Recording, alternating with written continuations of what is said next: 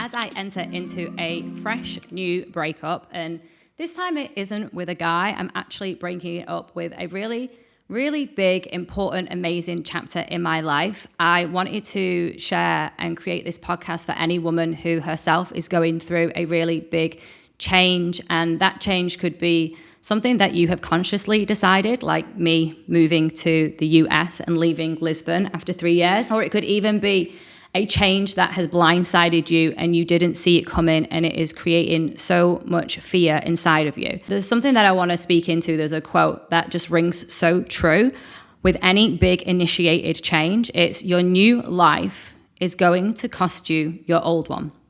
And I know for so many women, the starting over again can often feel like you're back at zero. And all of the self-doubt comes up and you feel as though every single woman in the world is moving forward and making momentum. And because of this thing that has happened, whether again, consciously or unconsciously, a choice or not a choice, you think that you're going backwards and that you're somehow stuck now. And I'm going to share with you exactly why you might be feeling like that and exactly what to do about it. But right now, I want you to just really take one big thing away, is that it is not a step back. It is actually recalibration. It's actually now a line in the sand where you get to start thinking about things differently and you get to step into a new version of yourself, one that is really, really connected to you, your truth, what you want, what you need, and can honestly really take a step forward with so much self-trust, knowing that whatever happens, whether it is a big breakup or whether it is a big, scary move with so many unknowns, that you know that you have got your own back. And it creates almost like a catalyst effect, not just for you becoming the woman that can hold the energy of uncertainty and momentum to move forward and the willingness to change and trust yourself and trust life and trust other people, trust men again, but you can actually trust and know that there is a ripple effect of so many great things that will come off the back of it. And you really can't create a new life if you are still holding a nervous system of your old one. So, for example, for me, my breakup with my partner 10 years ago now, back then my body was so wired to him, but it was also wired to fawn. So I was an overgiver. I was a pleaser, a people pleaser. I was also a performer. I was constantly putting on masks of like, who does he need me to be? What do I need to do? How should I show up? What should I wear? What should my personality be like? There's so many different things that were playing out that I didn't even know back then. It was my inauthentic self that needed him to love, like, and approve of me. And that body wiring, it suited that season, it suited that relationship, it suited that person that I was back then, because that is who I was and that is how I was showing up, and it matched the results that I had in my life, which ultimately was a toxic relationship and also a career that was underpaying me, undervaluing me, overworking me. And in order to step into a new life and a new way of being, there gets to be two things. Number one, you either got to declare it and claim it, which is what I did with New York, even though Lisbon is amazing and I love it. And I've grown so much here and I've created so many beautiful connections and I love my apartment. So many great things have come from these 3 years in Lisbon. But I know it is not it. And the only way I can describe it, it's like, have you ever been in a relationship with a guy and you see him and you know that he is so kind, so sweet, so generous, so loving, so giving, so supportive. He's charismatic and he ticks so many boxes, but you know he isn't it. And you know the relationship isn't it. And you know that if you stay with him, then you'll never become the woman that you are supposed to be, and you'll never live the life that you know you want to have. And the settling and the fear of the unknown keeps you settling. That is what Lisbon feels like to me right now, is I love it. It's great. But if I stay, I will always, always regret never moving to America and giving it a try. And I don't want to be the woman that wakes up at 80 years old just so disappointed with myself wishing I could turn the clock back. So number one is you declare it and you claim it, like I did. Number two is sometimes it hits you just out of nowhere, blindsides you, and you are forced to make the changes. And one of the things that I really want women to understand is that if you stay in your old nervous system, thoughts, belief systems, the way the energy is organized inside of your body and how you respond and relate to life, if you stay in those kind of patterns that you've probably been holding for a really long time because they were created when we were really, really little, then you will rebuild the same life but in a different outfit. So it's like you'll build everything that looks good on paper, and you'll build even some new, nice, fancy, shining things, maybe a new relationship, maybe a new career, more money in the bank account. You might even have a fit and healthy body, right? That goal weight that you've been going for so that you can wear that dress, or you can go in a bikini on the beach and feel so great. However, inside, if it has been created from your old nervous system that is hooked to needing someone or something outside of you to appreciate, love, and accept you, then it won't feel the way in which you are wanting it to feel. It will feel as if there needs to be more or something isn't good enough. So this is why I speak so much about building somatic capacity. Why? Because if we keep choosing the same dynamics in life, the same patterns, then we'll never ever be able to actually create a new identity, a new feeling body, because we've told ourselves that we're not worthy because I keep choosing this guy in a toxic relationship. I'm not worthy because every time my boss gives me a 1% pay rise, I say yes. And then when I say yes, I'm affirming that that's all I'm worth. So in this work, one of the biggest, beautiful things that you can do when you're in a new chapter, when you're in what I like to say, an initiation of the new woman that you're becoming, is to really start to replace seeking for things with standards. And standards are so beautifully embodied inside of us when we be the standard, that is, because we can have standards. But if we're not actually being the standard and actually implementing and integrating those standards in our own life, then essentially we're walking around with a body that says, I talk the talk, but I ain't walking the walk. I am constantly telling my body that we say we want that standard, but we're not actually going to take the steps to do it and take action and eventually have it as something that is so ingrained and so embodied that it's just naturally who we are and how we show up in the world. So when we do actually do the really, really deep, honest work, like moving out of a toxic relationship, like moving away when we know that it isn't it, when we turn around to the boss and say, I see your 1% and I'm not going to accept it because I know the value of what I provide and I know I'm worth more. And if that's not okay for you, then I will walk away and I'll find a new position, right? When we do those really, really big, scary as fuck action steps, whether we're saying them and we're making the requests and we're speaking into existence the woman that we are and we know our truth to be, or we're actually taking the big leaps and the big steps, like for example, pay my immigration lawyer, knowing that this payment might never come back to me if I don't get the visa. It is a non-refundable investment.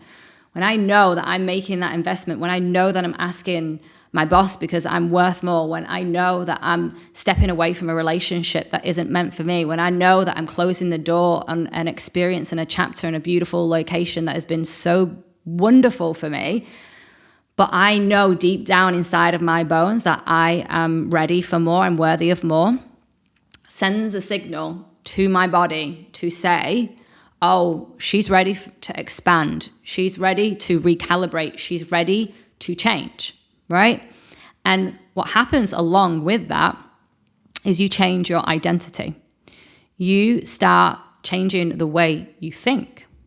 You start then, as a result of that, start changing the way you feel. you start changing the way you show up in the world. And all of that is necessary because, again, you can't create a new life based on your old programming. So you're forced to think differently.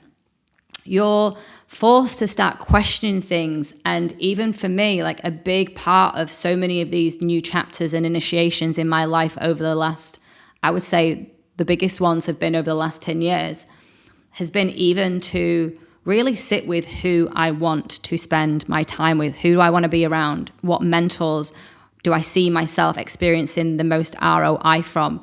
What friendships really are an upper for me versus a downer for me? Like, where am I exposing my body to? Like, where is it that the information and the energy field of people and the TV and the music that I listen to and the books that I read and the podcasts I listen to and the coaches and mentors that I allow to give me feedback and, I take leadership from, like all of that energy gets to be reassessed, especially in new chapters. Because if I'm ready for the next chapter, then the current chapter has got something that needs readjusting and recalibrating. And this is where what I get really excited for personally, and I can already start seeing it's happening for me with my move to New York, is I'm starting to make decisions from that identity and not from fear. So I'm literally thinking to myself, like, well, the woman that lives in New York, like, who does she hang around with? How does she feel? How does she hold the big energy and the caliber of a big move, not just to the States, but New York is its his whole game field, right? So what is it that she does, thinks, acts? What does she believe to be true about herself? And I don't wait until I get to New York to start putting that on as a new dress or a new suit. I start it now, because the version of me right now, even though she's taken the steps to go to New York, I'm so proud of myself for all the past versions of me that got me to where I am right now, so that this decision and this new chapter feels really exciting, and there's an undercurrent of fear to it as well. But I'm still in Lisbon right here, right now. It fundamentally has not happened yet. And the reason for that is because there are certain things, changes, decisions that need to be made. And the most important thing is, because of the previous chapters that I've been through, I know that the decisions that need to be made can't come from my current programming. They have to come from the programming of my future self that believes that certain things are possible, whereas the the woman standing here right now, sitting here right now, is questioning them. And I get to pattern interrupt that and be like, no. We get to step into a higher level. We get to trust more. We get to embody more. We get to live more. And when you start replacing your seeking of the unknowns and trying to find the reasons to stay safe, and you start replacing them with a higher version of yourself, a higher standard of thinking about yourself, then you actually start changing the way you see things. And it's not even about asking, oh, will this work? That doesn't even come into the hemisphere. Maybe for a little bit of a nudge it, but it quickly gets wiped. Or if you're dating, there doesn't come like this question of, does he like me? And you never really kind of sit with like, is this going to be the best thing for me? It's not even that. It's none of that kind of like questioning.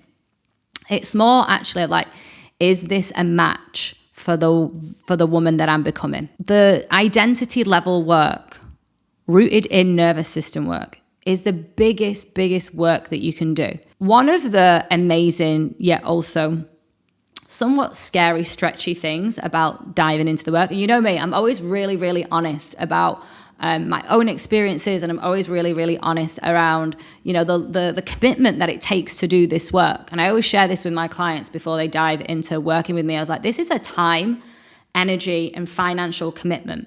You've got to be willing and able to invest. We are changing years and years of social conditioning, programming, belief systems, patterns that essentially have had you thinking that you can't, that you're not good enough, that time is flying really, really fast and you're running out of time, and that no man loves you, and that you're not pretty enough, you're not thin enough, you're not confident enough, you're not smart enough.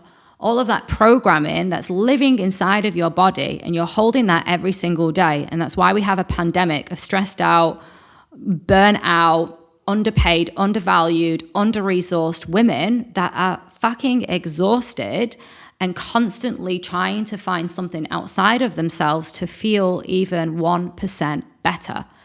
And because of that, this work takes time. You're undoing so many years of wiring inside of your body that is holding survival-based energy. And it's holding so many women back.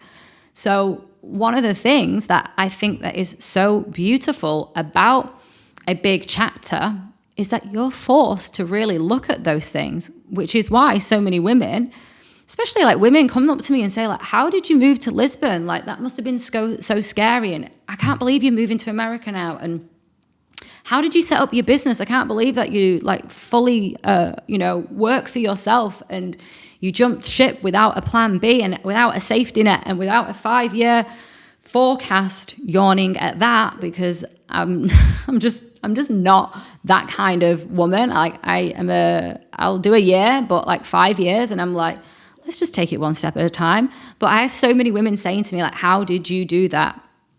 It's about making a decision. You've literally just got to decide it and say, I'm just going to make this decision because it's what I want to do, and I'm going to fuck around and find out. And that decision in and of itself is like a little slap on your bum and a little bit of a momentum forward. And I know that it seems a little bit scary and unhinged for some women when I say that, because so many women want to know and they want clarity and they just want to know that it's going to work out. And here's the thing, what I've come to learn through doing this quite a few times, like breaking up with my ex, like moving out of employment without the safety net, like I've done so many big things, moving to Lisbon, right? They are all things that I back then didn't know would quote unquote work out. And I had a lot of noise. I have a lot of noise now about moving to the US, thinking about things like moving away, like taking Betsy. She's never been on a flight. My dad's getting like really, really old now. He's 86. Like there's so much guilt that presents with that. Like there's so much noise. And I also know that the noise is going to come up when we've said yes to something big. And it makes so much sense to me. I really understand why women don't make big decisions, or making big decisions really scares them, is because the somatic capacity. The nervous system can't hold the energy of fear. The nervous system, well, it can, but it's challenged with holding the energy of fear. The nervous system goes into almost like a panic mode when anything unknown happens. The nervous system needs to just run away from everything and avoid everything, even text messages from family and friends when things are getting too much. I get why it's really challenging for women to make a big life decision, or even have hope for the future, and even want to step into the future and take full control and charge from powerful energy, not from demanding, I need attachment energy from something that really, really excites them. I get it. The nervous system can't hold it. And it's best described if you could visualize a bathtub. And if the bathtub is full and it's got lots of water in it, it's going to drip out. It's going to overflow, right? The bathtub can't hold the amount of water in the bath because it's overflowing. And that essentially is what happens with stress in the body. There is too much stress in the body, then it's going to overflow and it's going to go out. How is it going to go out? Well, it's going to go out as irritability, mood swings, mental gymnastics, constantly spiraling around, rumination on the same thoughts, constantly seeing the red flags, hypervisualization. It's going to look like coping mechanisms, sex addiction, food addiction, alcohol addiction, shopping addiction, gossip addiction, work addiction. Like, this is all the nervous system trying to get out that energy that is just overflowing with too much in the system. So of course, enter in a big life decision. No. I can't make that decision right now. Move to New York? Are you crazy? Like, no. It's not possible. I don't know how I'm going to do it. Oh, like, go on this really expensive holiday? What? When I've got all of these bills and all of this stuff and I've got no time and like, I don't know what's going to happen on that holiday. I can't do it on my own. Like, I need to take a friend. Like, all of the noise, right? New opportunity? No, we push things away. We push new opportunities away. Because essentially the body can't hold any more challenge. The body can't hold anything more new. Even the holiday probably would be wonderful for so many women, but guilt would arise, or fear of money would arise, or fear of the unknown of going somewhere really exotic and really new, maybe that she's never been to before. Like, I'll just go to where I know because it's easier, because it's nothing new. There's no new challenges. So it makes sense to me why so many women see this big dream life, want this relationship to work. They want a new man. They want to date with confidence. They want all of these things around them. They want a big business and they want to work for themselves. Like, I see women wanting this dream life, and it makes sense that to them it doesn't feel possible because their nervous system, number one, is full because it's holding a lot of stress from life and the way in which she's been trained and conditioned to hold, and doesn't understand nervous system regulation. And number two is she's never had a body memory experience of it. So her pattern, her wiring is to overgiving, people pleasing, performing, high achieving, doing all the things for everyone, accepting less from a man, settling in relationships. Her body is, yes, that's safe. Even if it doesn't feel good, that's what I know. So anything new, like a big experience, a move to a new country, or a big business where she doesn't have to answer to a boss and she gets to be her own boss, dating with confidence and dating really kind, amazing men that she's such like a yes to, that body doesn't know. Why? Because she's never actually had any kind of experience like that, even just like a 1% familiarity or similarity to it, or also it was never modeled to her. I'm going to end by just giving you one big question to ask yourself. And you can journal on this. And of course, if something that you want to share with me, my DMs are always open, or please leave a comment underneath the podcast. And also, if you're really loving this podcast, I would absolutely adore a 5-star review and hit subscribe if you haven't already. And the one big question that I want to leave you with is, you're 80 years old and you're getting to that stage of your life, that chapter of your life where everything is a big reflection and the years ahead of you are sweet and tender.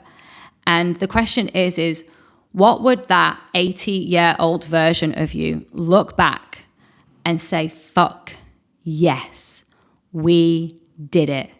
I'm so proud of you. That was one of the best decisions, chapters, changes of my life. And it was the most incredible initiation into the following decades that I have left ahead of me. That moment, that chapter, what would that be? I hope that you've enjoyed today's episode. I've loved delivering it to you. I would love, obviously, again, a 5-star review and also hit subscribe.